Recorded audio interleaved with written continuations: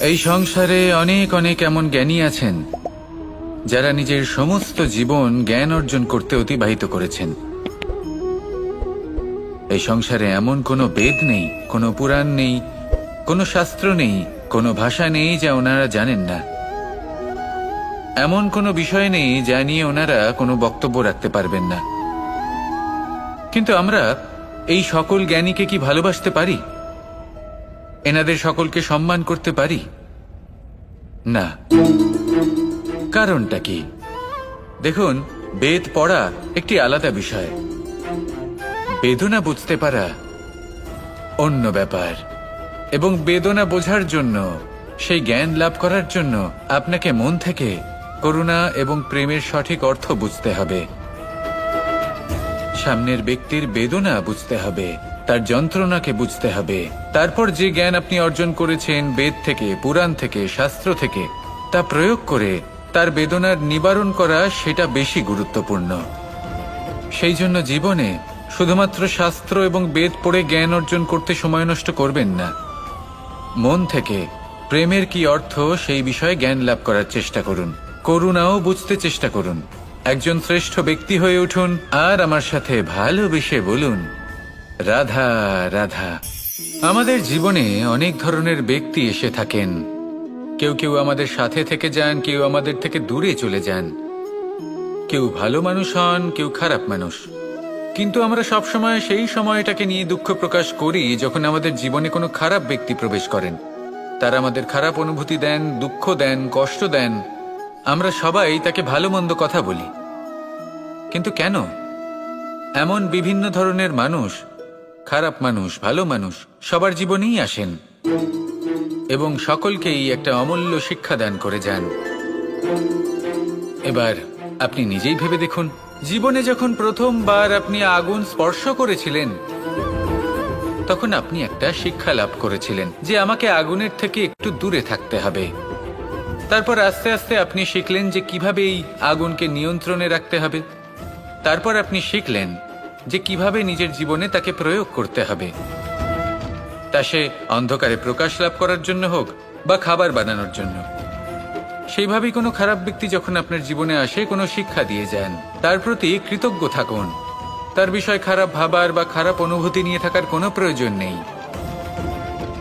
সেই শিক্ষা লাভ করুন, ইতিবাচক মনোভাব নিয়ে জীবনের সামনে এগোতে থাকুন। কেউ নেই যিনি আপনাকে বাধা দিতে পারেন। আসুন আমার সাথে ভালোবেসে বলুন, রাধা রাধা।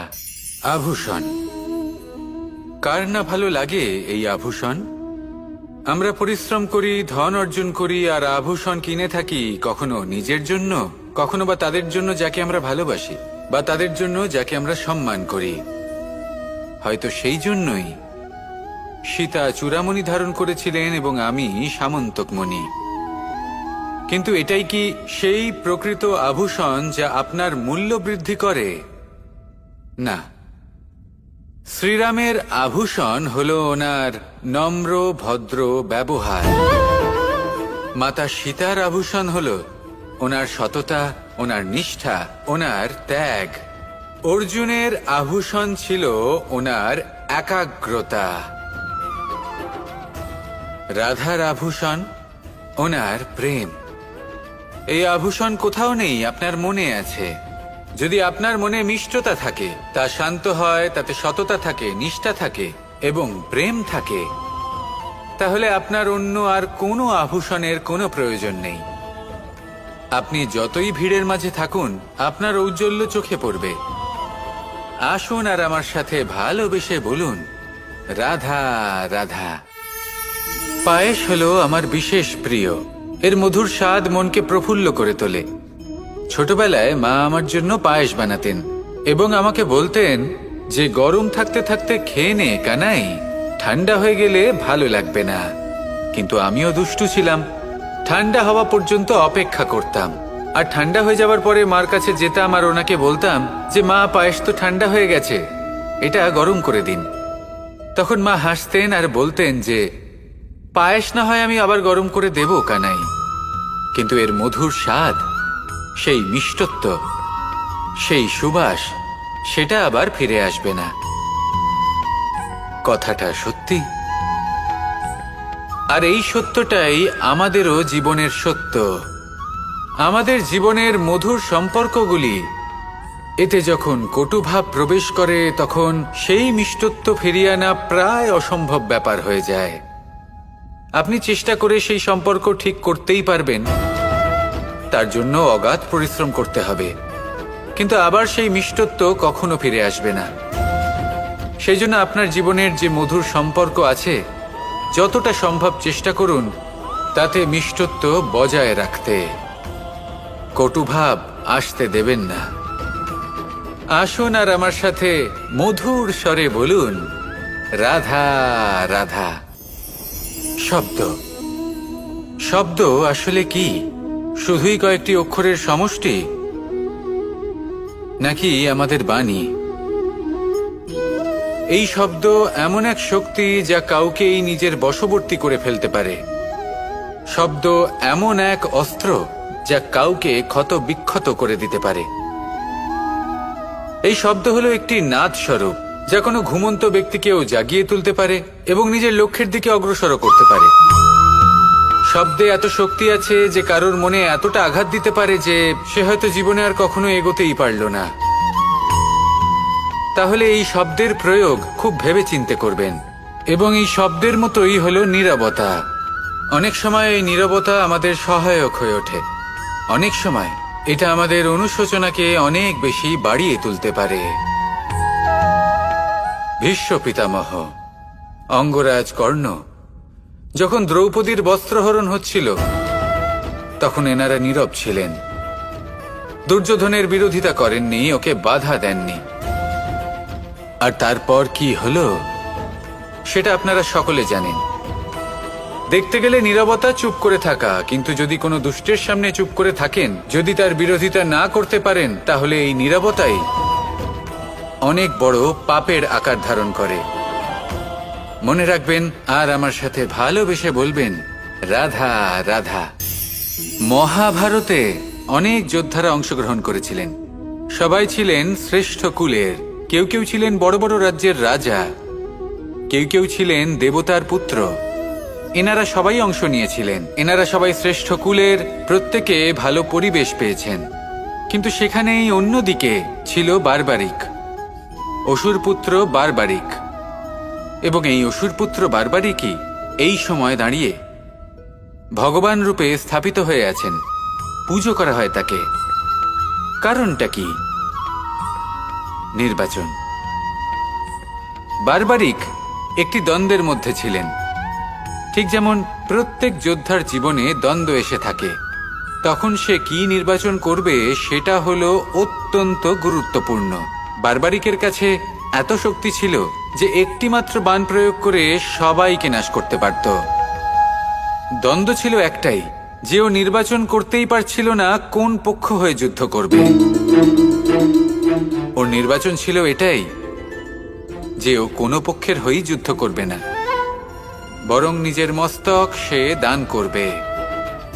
আর এই কর্মের কারণে, এই নির্বাচনের কারণে আজকের সময়ে দাঁড়িয়ে ওকে ঘাটুশ্যাম রূপে পুজো করা হয়।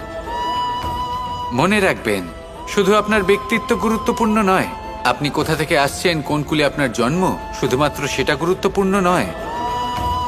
সব থেকে বেশি গুরুত্বপূর্ণ হলো আপনার কর্ম, আপনার নির্বাচন। আসুন আমার সাথে ভালোবেসে বলুন, রাধা রাধা। কখনো কোনো প্রজাপতিকে উড়তে দেখেছেন?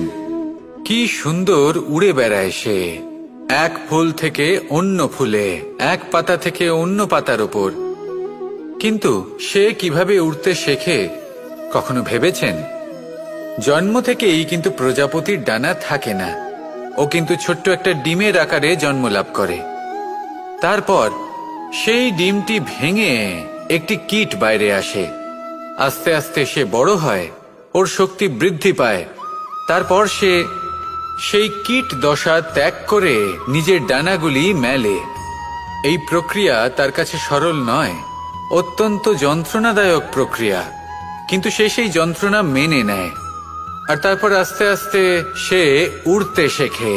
শুধুমাত্র আকাশে উড়ে বেড়ায় তা নয়, আমাদের মনের মাঝে উড়ে বেড়ায়।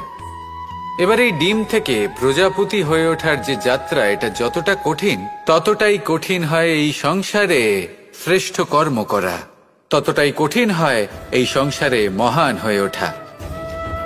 সেই জন্য প্রয়োজনীয় প্রচেষ্টা এবং সময়।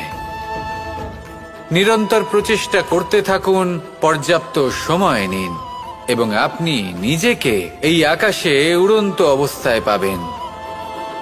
আসুন আমার সাথে ভালোবেসে বলুন, রাধা রাধা। ঈশ্বর আসলে কে?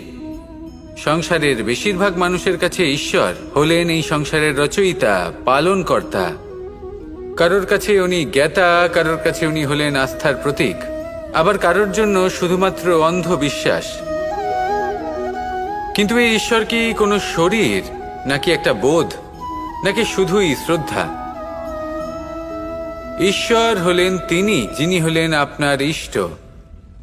সেই জন্যই তো গুরু, মাতা, পিতা এনাদেরও ঈশ্বরই বলা হয়েছে। যাদেরকে আমরা ঈশ্বর বলে মনে করি, যারা আমাদের ইষ্ট, তারা আমাদের একটি পথ দেখান, একটি দিকে চালিত করেন। সেই পথে চলে আপনি শুভ কর্ম করতে পারেন। আর যখন কোনো ব্যক্তি তার ঈশ্বরের আদেশ পালন করেন, তখন সে নিজে থেকেই শুভ পথে অগ্রসর হয়ে যান।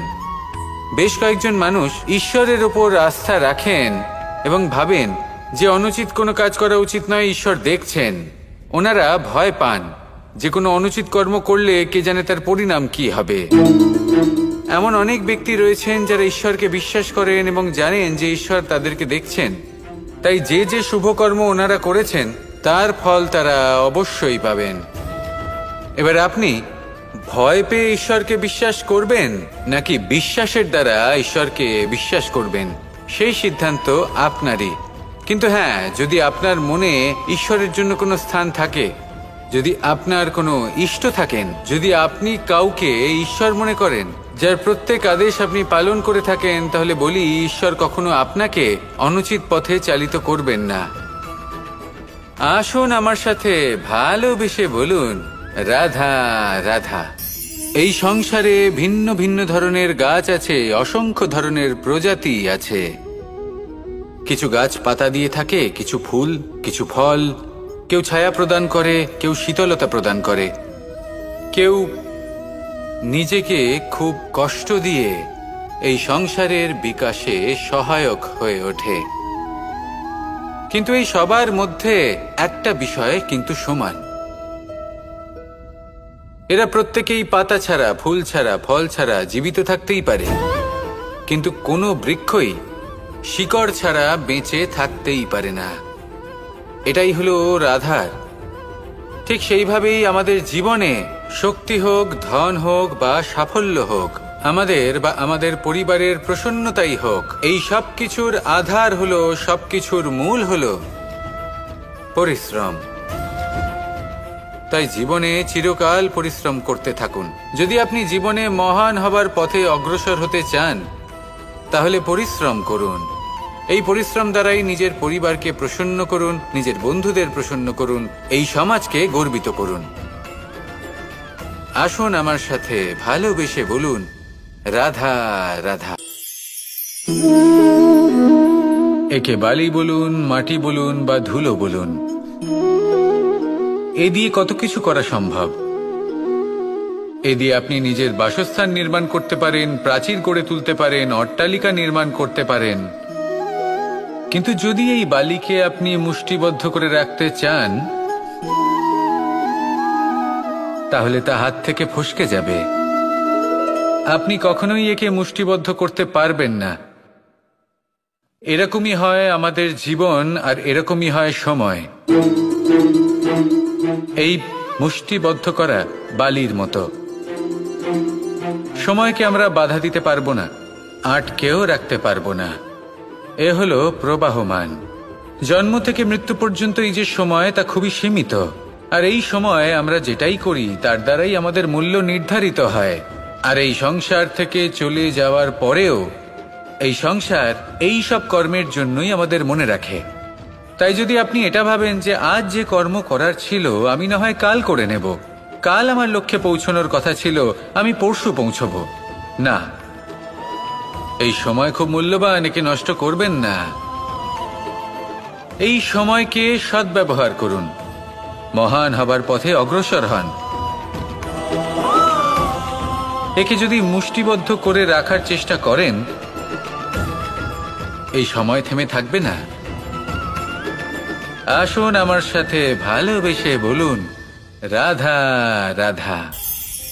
এই সাগর কত বিশাল আকার, কখনো শান্ত কখনো উত্তাল, কিন্তু এই সাগরকে এত মহান কে করে তুলল? জল। এবার এই জলের যাত্রা দেখুন, সেটা কতটা কঠিন। এই জল সাগরে থাকে, সূর্য ওকে এতটা উত্তপ্ত করে তোলে যে এই জল নিজের অস্তিত্ব হারিয়ে ফেলে এবং বাষ্পে পরিণত হয়ে হাওয়ায় মিলিয়ে যায়। তারপরে আকাশে যায় আর নিজের অস্তিত্ব আবার হারিয়ে ফেলে, মেঘে পরিণত হয়। তারপর এই মেঘ কোথাও গিয়ে কোনো পর্বতে ধাক্কা খায়, তারপর আবার এই জল নিজের অস্তিত্ব হারায়। তারপরে বর্ষার রূপ ধারণ করে তা বর্ষিত হয়, বা কোনো পর্বতের চূড়ায় তার শিখরে বরফের রূপ ধারণ করে। তারপরে এই বর্ষা মাটির দিকে নিজের যাত্রা শুরু করে। এবার মাটিতে ঝরে পড়া এই বর্ষা স্রোতের আকার ধারণ করে এবং আস্তে আস্তে বইতে থাকে। এই নদীর আকার ধারণ করে এবং নদী রূপে বইতে বইতে পাথরে ধাক্কা খায় বা কোনো পর্বতে ধাক্কা খায়, আর তারপর এই নদী এসে সাগরে সমাহিত হয়ে যায়। নদীর এই জল আবারও নিজের অস্তিত্ব হারিয়ে ফেলে, কিন্তু এইবার সেই জল নিজেই সাগরে পরিণত হয়। এটা আমাদের সকলের জন্য একটা শিক্ষা যে এই সংসারে জীবন এবং সময়ের হলো এক অনন্ত যাত্রা। এই সংসারে যা কিছু আছে তার সূত্রপাত কোথাও একটা হবেই। সেই জন্য মৃত্যু এবং সমাপ্তির চিন্তা ত্যাগ করে দিন, আর যে সূত্রপাত আপনি লাভ করছেন তার আনন্দ উপভোগ করুন। ভেবে দেখুন আপনি কিভাবে শ্রেষ্ঠ কর্ম করতে পারেন যাতে এই সংসার এবং এই সমাজ, এই দুইয়ের মঙ্গল সম্ভব। আসুন আমার সাথে ভালোবেসে বলুন, রাধা রাধা। খুব সুন্দর একটা কাহিনী আছে। একবার এক ব্যক্তি নিজের অসফলতার জন্য ত্রস্ত হয়ে সময় দেবতার তপস্যা করতে বসলেন। উনি তপস্যা করলেন এবং সময় দেবতা প্রসন্ন হলেন, মানুষের রূপ ধারণ করে ওনার সামনে প্রকট হলেন। এবার সেই ব্যক্তি ওনাকে জিজ্ঞেস করলেন যে কি এমন আছে যার জন্য আপনি বারবার জয়ী হন আর আমি চিরকাল পরাজিত হয়ে থাকি? কেন এত পরিশ্রম করা সত্ত্বেও আমি সাফল্য লাভ করতে পারি না? তখন সময় দেবতা উত্তর দিলেন যে দিন হোক বা রাত, ঝড় হোক বা ভূমিকম্প, রোদ হোক বা বৃষ্টি হোক, সময়ের সূত্রপাত হোক বা প্রলয়, আমি থামি না, আমি চলতেই থাকি। আর সেই জন্য যিনি থেমে যান তিনি পরাজিত হন আর আমি জয়ী হই। এটাই আমাদের শিখতে হবে। জীবনে সবসময় চলতে থাকুন, কখনো থামবেন না। হ্যাঁ, কিছুক্ষণের জন্য বিরতি নিতে পারেন, বিশ্রাম করার জন্য, নিজেকে আরো সশক্ত করে তোলার জন্য, কিন্তু থেমে যাবেন না। নিরন্তর কর্ম করতে থাকুন, পরিশ্রম করতে থাকুন, তবেই এই সংসার আপনাকে মনে রাখবে। আসুন আমার সাথে ভালোবেসে বলুন, রাধা রাধা। আমাদের সকলের জীবনে একটা লক্ষ্য থাকে যেটা আমরা লাভ করতে চাই, ঠিক যেন একটা প্রতিস্পর্ধা বিদ্যমান যে কে সব থেকে আগে নিজের লক্ষ্যে পৌঁছতে পারবে। আর সেই জন্য আমরা সকলেই খুব তাড়াতাড়ি এগোতে চেষ্টা করি, বড় এবং দীর্ঘ পদক্ষেপ ফেলি যাতে তাড়াতাড়ি নিজের লক্ষ্যে পৌঁছতে পারি।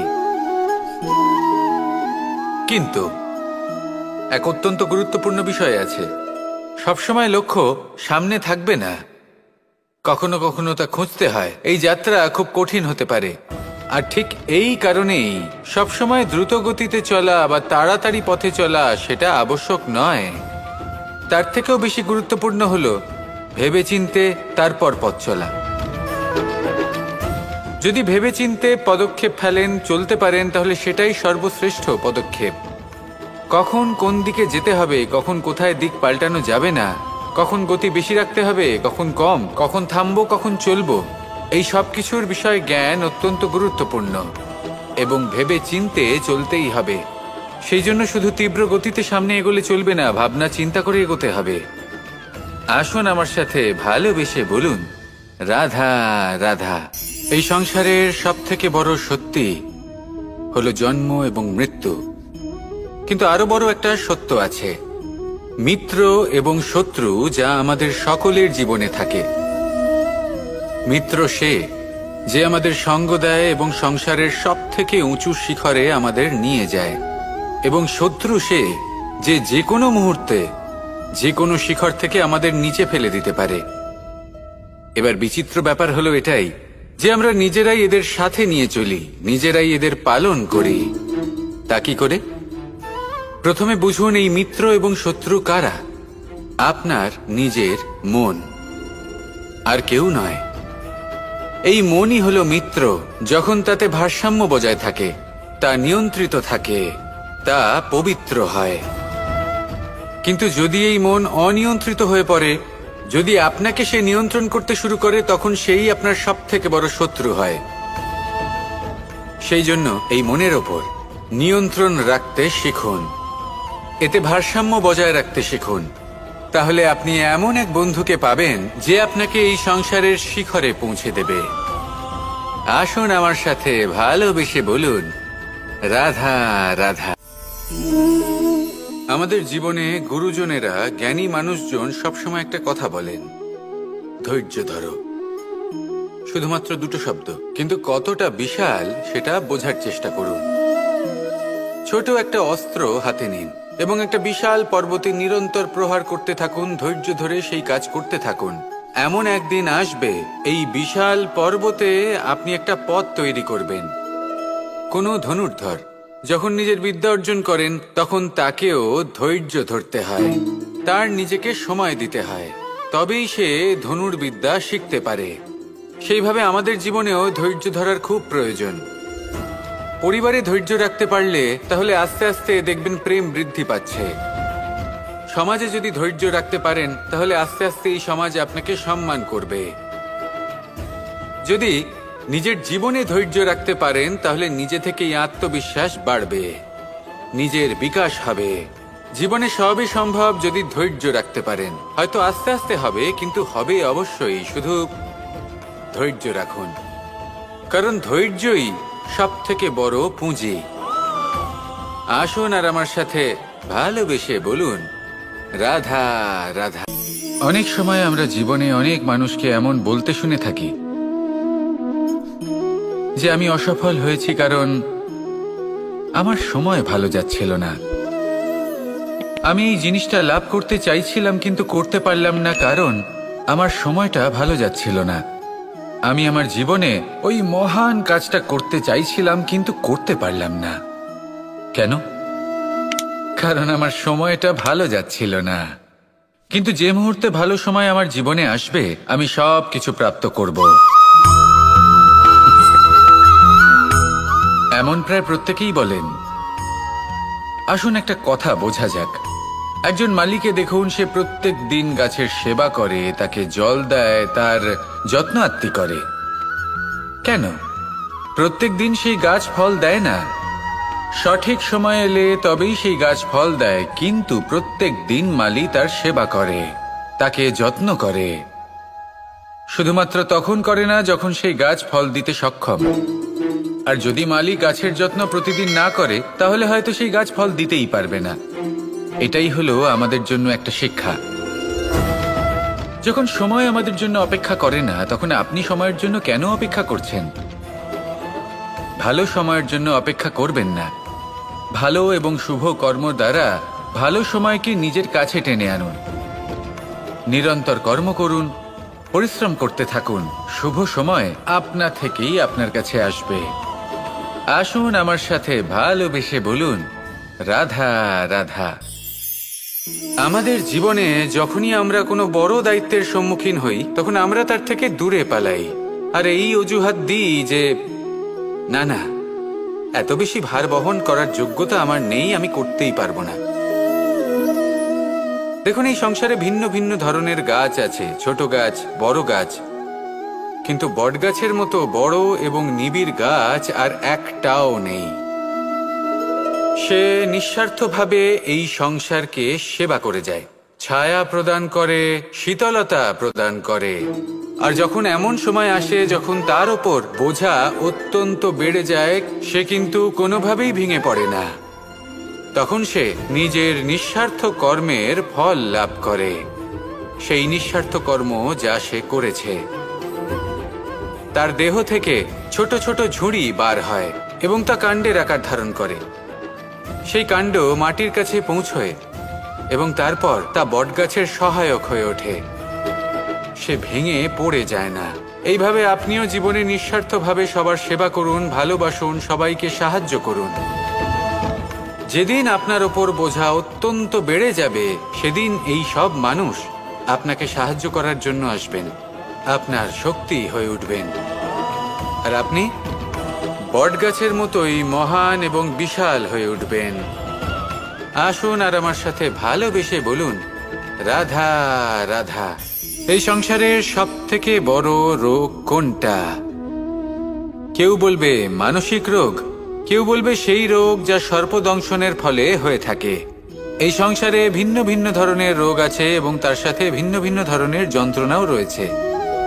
এমন একটা রোগ আছে যা চোখে দেখা যায় না, যা আপনার শরীরে কোনো দাগ রেখে যায় না, কিন্তু আপনার আত্মাকে পর্যন্ত ক্ষত বিক্ষত করে, অসুস্থ করে তোলে, বিনাশ করে দেয় আপনাকে এবং তার সাথে আপনার আত্মাকেও।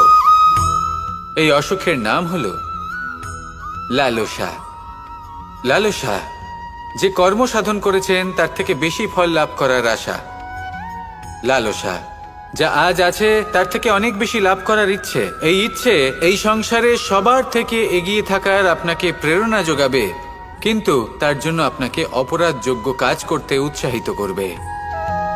আপনার বন্ধু, আপনার আত্মীয়, আপনার পরিবার, এই সবার থেকে আপনি কখন দূরে চলে যাবেন আপনি বুঝতেই পারবেন না। উচিত অনুচিত কোনটা, ধর্ম অধর্ম কোনটা, সব ভুলে যাবেন আপনি। সেই জন্য মনে রাখবেন, নিজের জীবনে যদি আপনি লালসার থেকে নিজেকে দূরে রাখতে পারেন, তাহলে এর অর্থ হলো যে আপনি এই সংসারের সব থেকে বড় অসুখের ওপর বিজয় লাভ করেছেন। আসুন আমার সাথে ভালোবেসে বলুন, রাধা রাধা। মানুষ তার জীবনে দুই ধরনের পরিস্থিতিকে খুব ভয় পায়। এক, কোনো কারণবশত কারোর সামনে নত হওয়া। দুই, কোনো কারণে নিজের চরিত্র থেকে, নিজের মূল্যবোধ থেকে বিচ্যুত হওয়া। এবার কেন হয় এরকম যে কথায় কথায় কারোর সামনে নত হতে হয়? কেন বারংবার নিজের চরিত্র থেকে চ্যুত হতে হয়? এরকম কেন হয়? এটা তখনই হয় যখন আমাদের শিক্ষা এবং মূল্যবোধের অভাব থাকে। যদি মানুষের মধ্যে প্রকৃত শিক্ষা থাকে, তাহলে এই সংসারে কোনো সময় এবং কারোর সামনেই নত হওয়ার কোনো প্রয়োজন নেই। যদি মানুষের মধ্যে মূল্যবোধ থাকে, তাহলে তাকে নিজের মূল্যবোধ বা চরিত্র থেকে বিচ্যুত হতে হয় না, তা সে যাই হয়ে যাক না কেন। কোনো বালককে যদি জন্ম থেকেই সুশিক্ষার অধিকারী করা হয়, শিক্ষিত করা হয়, মূল্যবোধের অধিকারী করা হয়, তবে সে এই সংসারে এমন কর্ম করবে যাতে সে নিজেকে, নিজের পরিবারকে, সমগ্র সমাজকে গর্বিত করতে পারে। শিক্ষা লাভ করুন, মূল্যবোধ লাভ করুন এবং আমার সাথে ভালোবেসে বলুন, রাধা রাধা। একটা শব্দ আছে, পরিস্থিতি। অনেক মানুষের মুখে আমরা এই শব্দ শুনি। জীবনে যখন অসফল হই, দুঃখ আসে, সংকট আসে, কোনো বিপদ ঘনিয়ে আসে, তখন সমস্ত দোষ আমরা পরিস্থিতির ওপর চাপিয়ে দিই। আর দেখতে গেলে কোথাও না কোথাও ঠিকই করি। এই পরিস্থিতি প্রত্যেক দিনের মতো পাল্টাতে থাকে, কিন্তু এই দিন, এই রাত, এমন কেউ আছেন যিনি এর ওপরেও নিয়ন্ত্রণ সাধন করেন, আর তিনি হলেন সূর্য।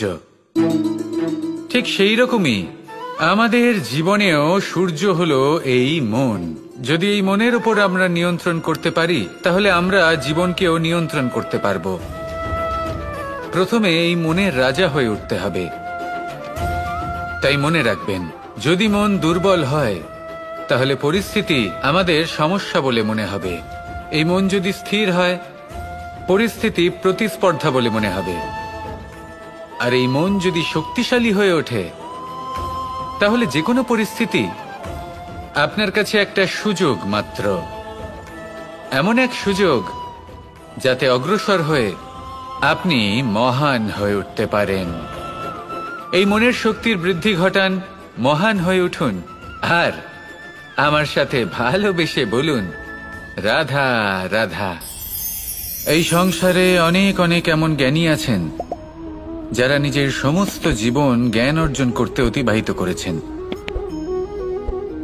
এই সংসারে এমন কোনো বেদ নেই, কোনো পুরাণ নেই, কোনো শাস্ত্র নেই, কোনো ভাষা নেই যা ওনারা জানেন না। এমন কোনো বিষয় নেই যা নিয়ে ওনারা কোনো বক্তব্য রাখতে পারবেন না। কিন্তু আমরা এই সকল জ্ঞানীকে কি ভালোবাসতে পারি? এনাদের সকলকে সম্মান করতে পারি না। কারণটা কি? দেখুন, বেদ পড়া একটি আলাদা বিষয়, বেদনা বুঝতে পারা অন্য ব্যাপার। এবং বেদনা বোঝার জন্য, সেই জ্ঞান লাভ করার জন্য আপনাকে মন থেকে করুণা এবং প্রেমের সঠিক অর্থ বুঝতে হবে। সামনের ব্যক্তির বেদনা বুঝতে হবে, তার যন্ত্রণাকে বুঝতে হবে। তারপর যে জ্ঞান আপনি অর্জন করেছেন বেদ থেকে, পুরাণ থেকে, শাস্ত্র থেকে, তা প্রয়োগ করে তার বেদনার নিবারণ করা, সেটা বেশি গুরুত্বপূর্ণ। সেই জন্য জীবনে শুধুমাত্র শাস্ত্র এবং বেদ পড়ে জ্ঞান অর্জন করতে সময় নষ্ট করবেন না। মন থেকে প্রেমের কি অর্থ সেই বিষয়ে জ্ঞান লাভ করার চেষ্টা করুন, করুণাও বুঝতে চেষ্টা করুন। একজন শ্রেষ্ঠ ব্যক্তি হয়ে উঠুন, আর আমার সাথে ভালোবেসে বলুন, রাধা রাধা। আমাদের জীবনে অনেক ধরনের ব্যক্তি এসে থাকেন। কেউ কেউ আমাদের সাথে থেকে যান, কেউ আমাদের থেকে দূরে চলে যান। কেউ ভালো মানুষ হন, কেউ খারাপ মানুষ। কিন্তু আমরা সবসময় সেই সময়টাকে নিয়ে দুঃখ প্রকাশ করি যখন আমাদের জীবনে কোনো খারাপ ব্যক্তি প্রবেশ করেন। তারা আমাদের খারাপ অনুভূতি দেন, দুঃখ দেন, কষ্ট দেন। আমরা সবাই তাকে ভালো মন্দ কথা বলি। কিন্তু কেন? এমন বিভিন্ন ধরনের মানুষ, খারাপ মানুষ, ভালো মানুষ, সবার জীবনেই আসেন এবং সকলকেই একটা অমূল্য শিক্ষা দান করে যান। এবার আপনি নিজেই ভেবে দেখুন, জীবনে যখন প্রথমবার আপনি আগুন স্পর্শ করেছিলেন, তখন আপনি একটা শিক্ষা লাভ করেছিলেন যে আমাকে আগুনের থেকে একটু দূরে থাকতে হবে। তারপর আস্তে আস্তে আপনি শিখলেন যে কিভাবে এই আগুনকে নিয়ন্ত্রণে রাখতে হবে। তারপর আপনি শিখলেন যে কিভাবে নিজের জীবনে তাকে প্রয়োগ করতে হবে, তা সে অন্ধকারে প্রকাশ লাভ করার জন্য হোক বা খাবার বানানোর জন্য। সেইভাবেই কোনো খারাপ ব্যক্তি যখন আপনার জীবনে আসে, কোনো শিক্ষা দিয়ে যান, তার প্রতি কৃতজ্ঞ থাকুন। তার বিষয় খারাপ ভাবার বা খারাপ অনুভূতি নিয়ে থাকার কোনো প্রয়োজন নেই। সেই শিক্ষা লাভ করুন, ইতিবাচক মনোভাব নিয়ে জীবনের সামনে এগোতে থাকুন। কেউ নেই যিনি আপনাকে বাধা দিতে পারেন। আসুন আমার সাথে ভালোবেসে বলুন, রাধা রাধা। আভূষণ, কার না ভালো লাগে এই আভূষণ? আমরা পরিশ্রম করি, ধন অর্জন করি, আর আভূষণ কিনে থাকি, কখনো নিজের জন্য, কখনো বা তাদের জন্য যাকে আমরা ভালোবাসি, বা তাদের জন্য যাকে আমরা সম্মান করি।